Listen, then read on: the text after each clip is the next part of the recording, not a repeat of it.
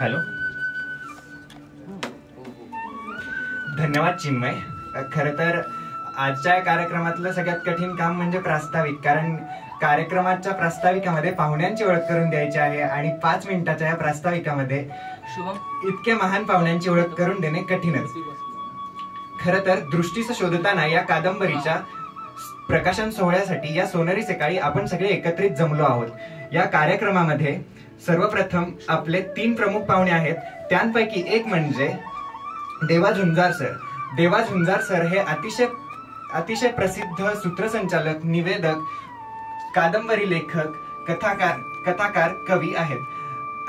त्यांनी एक भाकर व त्यांना अनेक राज्य व स्टेट नॅशनल लेवलचे पुरस्कार मिळालेले आहेत.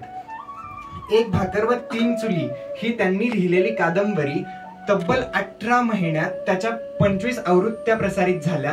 आणि सर या कार्यक्रमाला आले आहेत तर मी अशी इच्छा व्यक्त करतो की शुभमने लिहिलेली दृष्टीस शोधताना ही कादंबरी देखील इतकीच प्रसिद्ध व्हावी.